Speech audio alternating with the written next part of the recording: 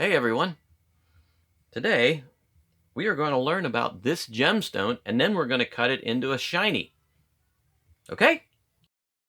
I find a stone and take it home and polish it and hope it shines, and also there's a chicken.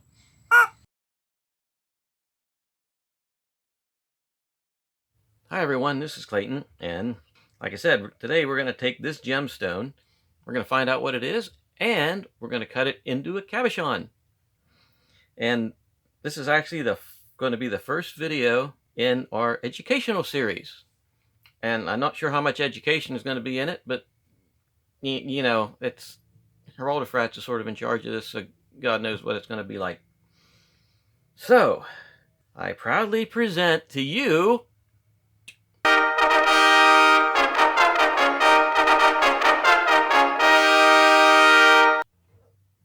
the Chicken of Education. Yes, the Chicken of Education has picked this gemstone to be the gemstone we're going to learn about today. And we got a lot of it. Yep, we got a lot of it. Now we're not going to cut it all, but we're going to cut at least one piece. Alrighty. Oh, let me get this straightened out here. Okay, good. So the Chicken of Education has written up a informational paper for me to read, more like a script. He didn't let me read it until now, so I don't know what's on there. I was able to open it up, and the envelope, oh my God. Okay. So anyway, here goes. Today's mystery stone is called Indigo Gabbro. Yes, Indigo Gabbro. It's called Indigo Gabbro because of its color. And the best way to find out the color is to make this a little bit wet. So you see here it's sort of shiny, kind of nice looking stone. Make it wet and suddenly, well, you can see why it's called indigo, because it has actually a very, it's deep blue, almost black. And then, let's get this dry just a hair. And then the clearer white spots end up turning more bluish. So, what we got here about Indigo Gabbro from the paper from the Chicken of Education himself is, well, this rock, oh, you gotta be kidding me. It's not made out of cheese. Seriously. Okay, we can all be rest assured that this stone, this rock, is not made out of cheese. Anywho, Indigo Gabbro is, well, it's this rock here, and it's called indigo because of the deep purple or dark or purpley black colors. That's, well, you can see. Colors, purple, dark, blue, you know. It's mostly found in Madagascar, and in some places in Alaska there are some deposits of it that are mined too. It's not a very hard stone. It's got a Mohs hardness of about 5 to 6.5, and it's actually a type of gabbro rock. Now, gabbro is a composite rock made up of multi-minerals, and it's actually one of the very common mineral. It's sort of like basalt, and it makes up most of the rock that's on the bed of the seafloor. Not the seafloor itself, but the underlying seafloor rocks is made out of gabbro. And there are different colors of gabbro. Gabbro is the type of rock that is made up of these different type of minerals. Actually, there's a black variety of this that's very common, and it sort of surprised me. I found out that they use this for marble countertops and consider it to be marble. It's, like I said, it's a very, very common rock, and it's so common that it's actually mined and ground up to use as aggregate and backfill and construction. So there's a quick rundown of Indigo Gabbro. And, oh, another thing I found out about that. Yes, you found out about it. I found out about it, really. But this indigo colored gabbro stone is fairly new to the gemstone market. If I'm not mistaken, it's only been out, perhaps, marketed as a semi-precious gem for around 15 years, and around that. And there are some companies that actually market it as mystic merlinite. And merlinite's a different type of stone completely. It's like quartzy type feldspar material. It has dendrite veins running through it, and it's sometimes confused with that. But it's more of a trade name, a marketed name that they used as mystic merlinite. And it's just you can have a piece of mystic merlinite and a piece of indigo gabbro, and you're going to pay 3 times as much for the mystic merlinite because it has a market name, which is actually pretty cool, I thought. So why don't I think of that kind of stuff?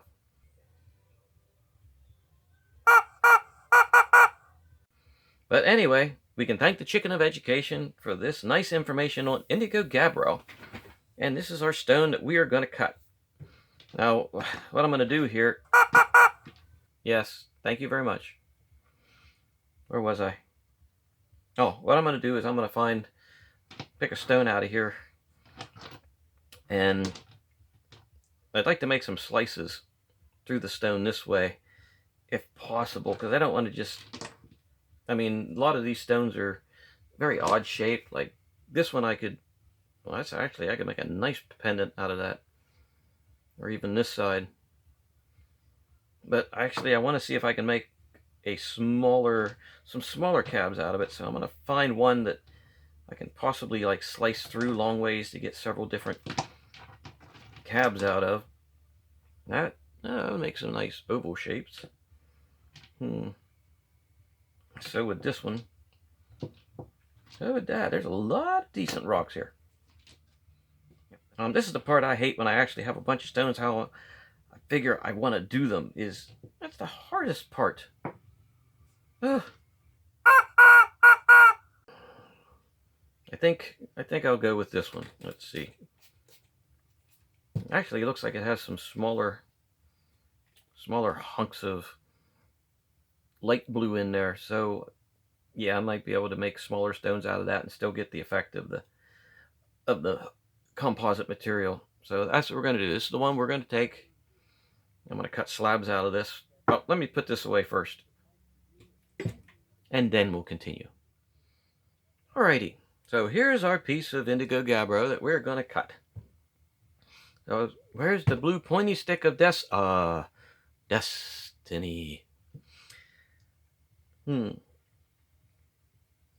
Now, as I was looking at this, I was thinking, yeah, we're going to take and cut this in slices this way. And then I looked at it, I'm like, oh, maybe we should do some slices this way. 1, 2, 3, probably get 3 stones decreasing in size, but I think I'd still rather cut it this way. So that's the way I think I'm going to cut it.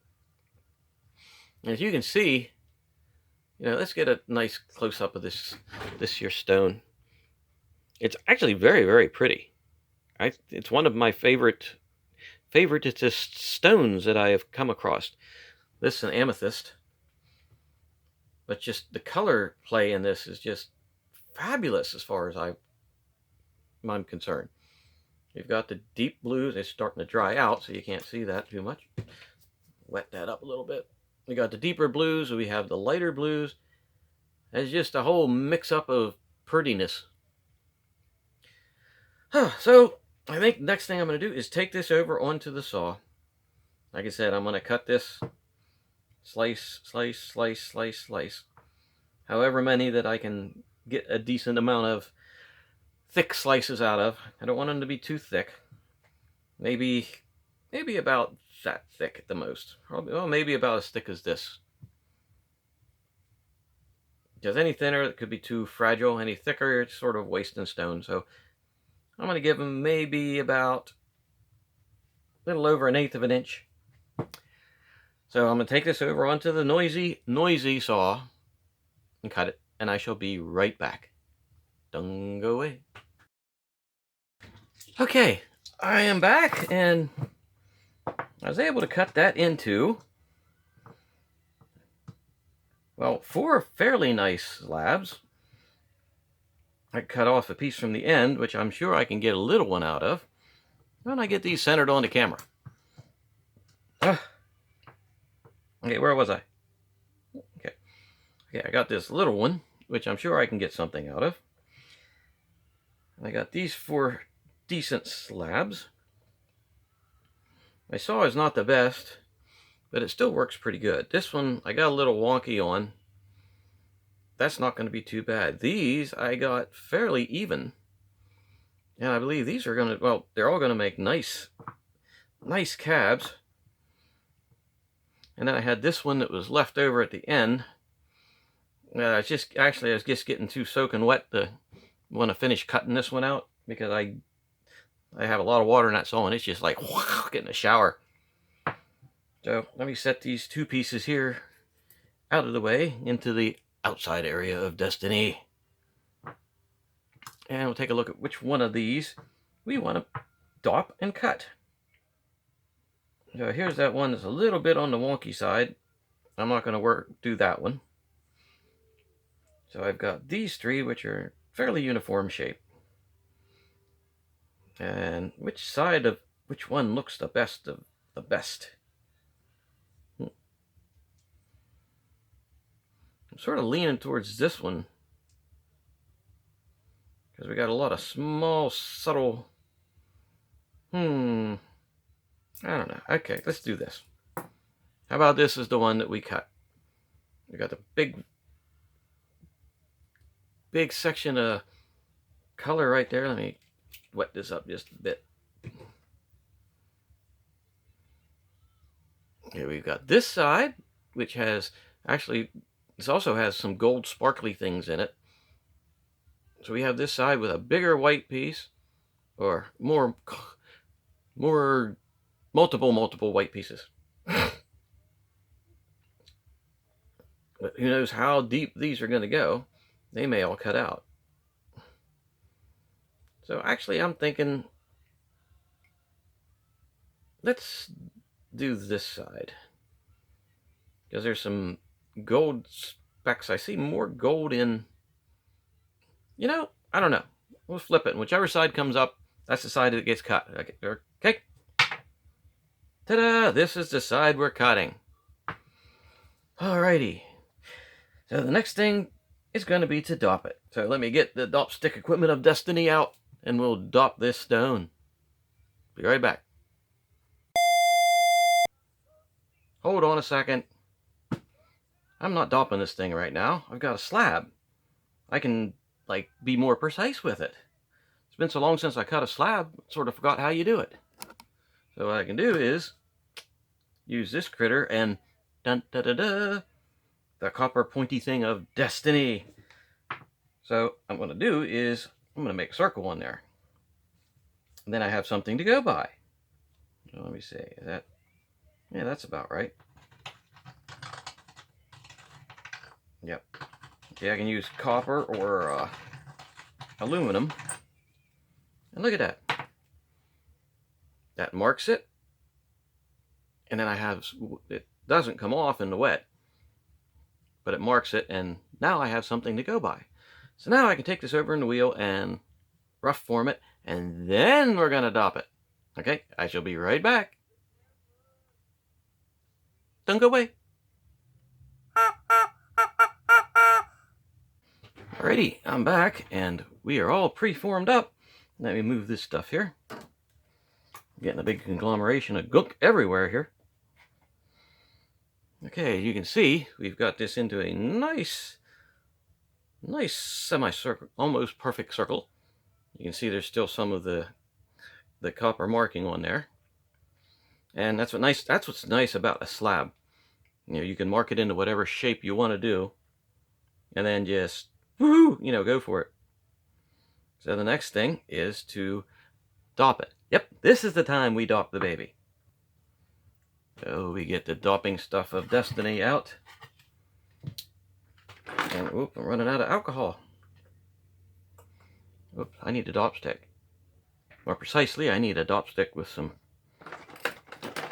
wax. Oh, I got stuff flying everywhere. Oh, don't tell me I'm out of alcohol. There. Might be enough wax on this. Steal some wax out of the wax bucket of destiny here. I'm sticking the dop stick in the wax thing of destiny. Come on. Come on out of there, wax. That's it. Okay, let's heat up this stone. Dry this stone. Okay, I think we are dopped now. So the next step is go over on the wheel and we'll shape this thing. Okay, I'm back from the wheel, and that didn't take very long at all. And the stone didn't fly off, which is a good thing. So here's what we have so far. As you can see, this stone is, oh, actually there's, how do you say it? I don't know what to say, other than there's not much going on in there besides the prettiness. There's no cracks, there's no holes or oddities I got to deal with. To be honest, it's kind of freaking boring. But, hey, that's what happens when you actually have prime, good material. You can get a really, really pretty stone.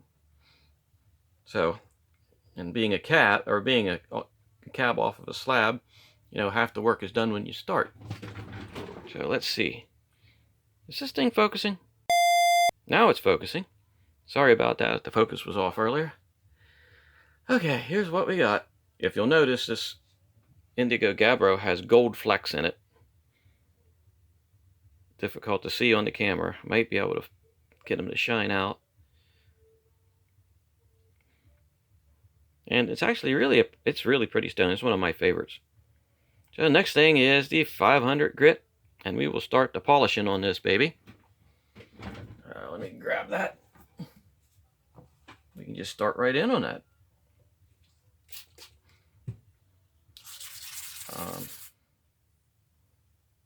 Okay, here we go. We do have some undercutting on there. I think you'll be able to see that. But the stone's coming out really smooth. Yeah, we got a lot of undercutting. We do have a really nice piece of gold color right there. So I'm gonna have to probably go work my way up through the ranks of different grits up to the 7,000 grit, so I can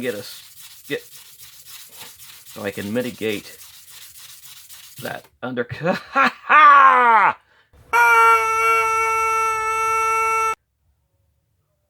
Not enough wax.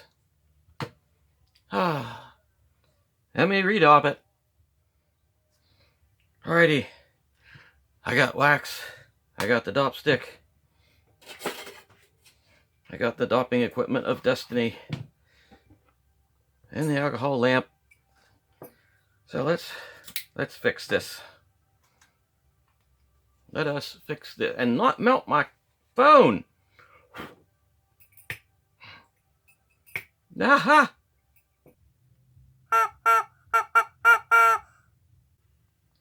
All right, we are dopped. We are redopped. So let's start repolishing. Yeah. It shouldn't take a whole lot of time. Like I said before, it was in pretty good shape to start with. Okie dokie. Take a gander at that. It's actually looking pretty nice. You can see some of the gold flecks are coming out in this one in a nice way. Now I'll just give this a quick once over everywhere again and then go to the 1,000 grit. Alrighty, got 1,000 grit here. I think this still will be good enough to work this piece out on. So here we go. 1,000 grit and ready to rock and roll. Alrighty, ooh. This thing is actually getting very, very, very shiny. But it is sort of, how would you say, it's matte finished sort of, or semi-gloss, because we've still got that undercutting to deal with, which with this type of stone is going to be a bit of an issue. So I think I'm going to give this a little bit more on here, and then I think I'm going to try it out on the cerium oxide wheel just to see how it works. But I may have to just forego that afterwards and go straight on to a 5,000, 2,000, 5,000, and 7,000 grit just to get that nice, how would you say it, that unmatte finish to it. Because that's the only way I know of to get rid of the undercutting. You can hopefully see on there, hopefully see the undercutting, but hopefully you can see those gold flakes that are in there. This is a really nice piece. And if I'm looking at it here without my specs on, I can see the undercuts across there that give it the matte finish. Alrighty, well, I am going to clean this up and go on the cerium oxide wheel and see how that works. And I'll be right back, and then we'll know if we got to go to the different grits of sandpaper or not. So, hold on to your butts. Okay, I'm back. And it did polish up, but it did get a tremendous amount of undercuts on it. So I'm hoping that you can see what I'm talking about. You can see there's like spots that are not reflective among all that reflectivity. But I will definitely have to get the other grits of sandpaper and go over this, because I'm not leaving this stone at that. Even though that has a pretty decent shine, it still has, like, if you're looking there, you can see shiny, shiny, shiny, and then matte spots. Shiny, shiny, shiny, and matte spots. So, hang on, I'm going to go get the stuff, and we're going to make this thing look nice.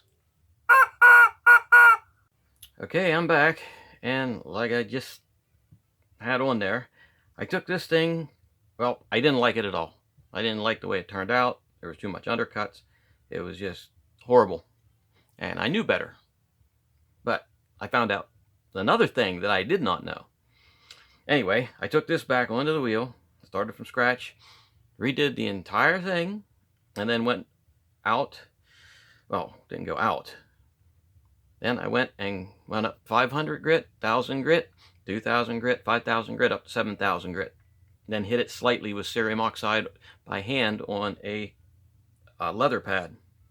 And this is what I got.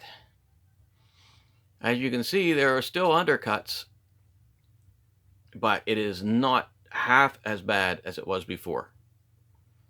Okay? It is actually fairly shiny. There are, like I said, there's some undercuts in there because of the material. You have two different types of material. Well, several different types of material. And it's not bad. I could call this a win. Yeah, well, don't go yaying too much yet. What I did find out is, well, if you look at the edge of this, if you look at the edge here, the edge is really shiny, even if it's the light parts or the darker colored parts. That edge is super shiny, and there's no undercutting around the edge whatsoever. It's only when you get to the flatter part of the dome. Okay, so what I found out was, and I'd cut a piece of this, I'd cut some of this before, out of the same rocks that I had showed you there earlier, and this is the piece that I cut out of there before. Now this is the same rocks. Same type of rocks, same everything. This is the same batch of rocks, and as you can see, there's slight undercutting, but this stone is, put it beside this one, this stone is 10 times brighter and shinier than this stone is, except on that edge. If you see the edge, it's nice and super, super polished. This cabochon here is a high dome. If you look at the side, you can see that is a very high dome. This cabochon is not. This cabochon is a low dome. This type of stone, because of the way the material was put in there, if you put, from what I can see, if I put a slight flatter dome on there, the softer material cuts away. Well, it cuts away quicker, but I cannot get into the softer material with it being flatter. I can't get in there to polish it up as well as I could with this dome being a higher dome. Okay, you see what I mean? With the higher dome, I can get into the smaller places with the higher, finer grit sandpaper and polish to polish it. Whereas with a flatter one, I can't. I can't get in there as easily, and it'll scratch and make worse undercuts.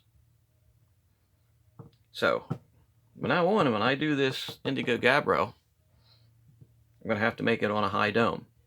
Like these slabs here. These slabs are not going to be exactly what you call proper slabs for cabbing. I'll cut some of these just to double check it. But the way it looks right now, this stuff's going to need a high dome to avoid getting a look like this. Because, you know, out of the same stones, and you have this. Oh! Out of the same stones, if you have this compared to that, that's a big difference. And hey, shape matters sometimes.